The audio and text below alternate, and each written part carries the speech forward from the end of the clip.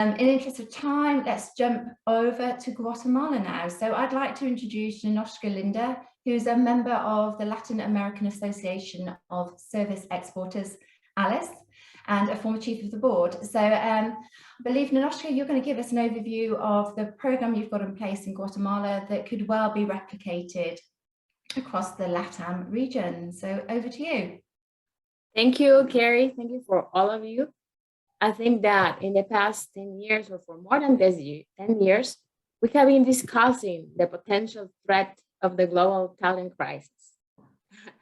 But now with the pandemic and the acceleration of the technology and outsourcing, we are living what we forecasted.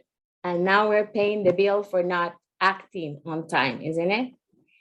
Government leaders and decision makers have plugged in their objectives to address this issue.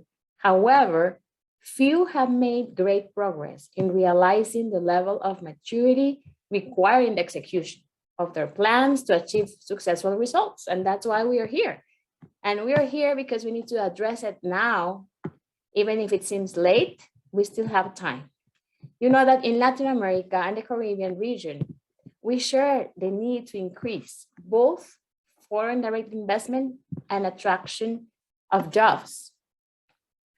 And according to the World Bank data, the population of total unemployment increased to 28.6 million in the region, 5 more millions than in 2018, and mostly consisting of youth ages 18 to 35.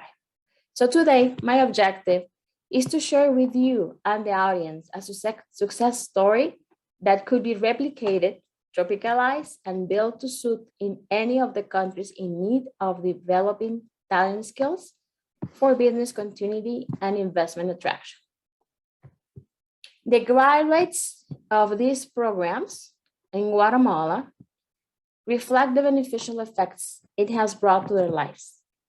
Young individuals have been trained and have doubled their family income, indirectly benefiting more than 48,000 people in 5 years. Also, the former trainees have managed to get a job in the industry. Every job in our industry guarantees a better standard of living and creates 2.5 indirect jobs. The program has yielded millions in revenues for the companies and taxes for government. The country as a whole has benefited from this initiative, and that's what I want to share with you today. From my perspective, as the leader in implementing these programs, I believe that the story behind of the creation of the trainings has 3 real merits. First, the ability to understand the gap between the supply and demand of employees due to the lack of the skills for the job, in which mastering the English specific language is an indispensable tool. Second, as a sector, as a call center and BPO sector, we made the decision to set up the project as a pilot and to show the government that it can be possible, even if the companies compete among themselves. They decided to act together and to fund and lead this strategy instead of cannibalizing each other to get few qualified candidates in the labor market. And for me, that's a key point. The results are important. The knowledge and experience acquired through this program has been a key element, as well as the public-private alliances that were made to achieve it. You know, as a result of all this that we have done, and I'm going to share to you what it is, the national government has prioritized funds allocation in the national budget to scale up these programs and create similar programs. At the same time, government is promoting laws to guarantee the continuation of the efforts to scale up talent pool in the country. And since Guatemala already has the conditions of a world-class player in the BPO sector, which offers the opportunity to take the industry to a level of greater sophistication and profitability, this is going to be key to assure that we can reach the goal of growing from 50K to 150K employees in the next 3 to 5 years. So what is the program? The program is a strategy that has different components.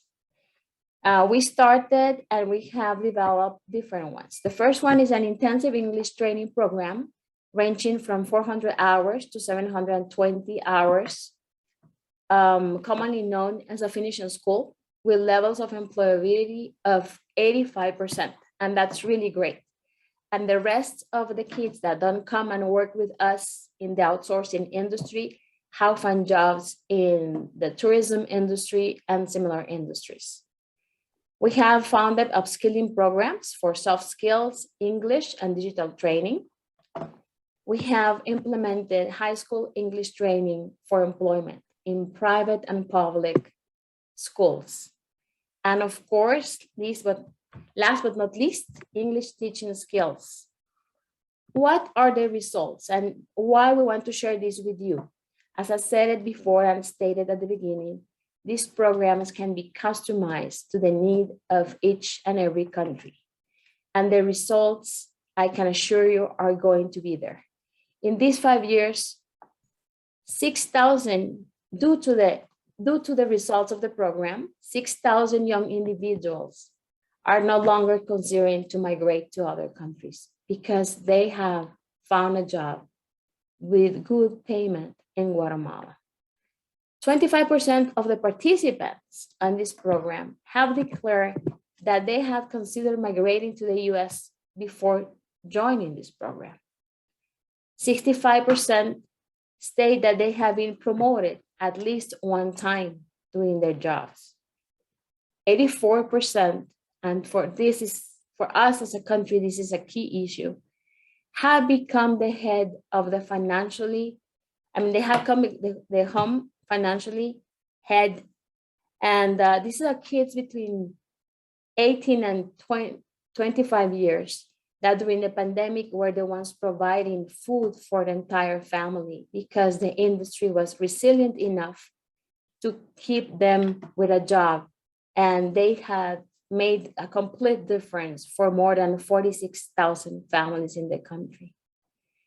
9% of these kids, after going through the training, have acquired a home that in this age range is really impactful in our country. And overall, these programs, according to the Social Progress Index study, have revealed that 78 variables of basic human needs, foundations of well-being, and opportunity have been impacted. We have impacted 5 of the Millennium Development Goals. And really important, other digital programs are following the model to assure we as a country are developing the skills to attract further investment. We have catalyzed the creation of Tier 2 cities.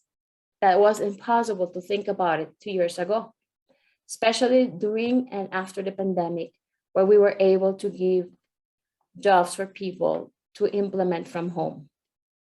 So this model is also perceived by the companies as an impact sourcing solution. And they have hired thousands of these kids and has been an important scale for them and an important selling proposition to attract new clients. So with that said, we believe, Carrie and all the audience, that programs like this in which the industry itself unite as a catalyst of the decision of implementing this and influence government and the rest of the private sector to approach the challenges as possible. And as they stated at the beginning, this is an opportunity. I know that we are seeing it as a crisis, but every crisis has been an opportunity always. And we humans have demonstrated that through this crisis, we become creative and we can make something to change.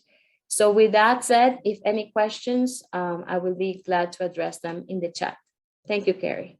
Yeah, and thank you, Ninoshka. That would be great. If you've got any information on your program, please do share it in the box, and we will be collating this and sending it all out as well. So thank you very much, and congratulations on the success of your program.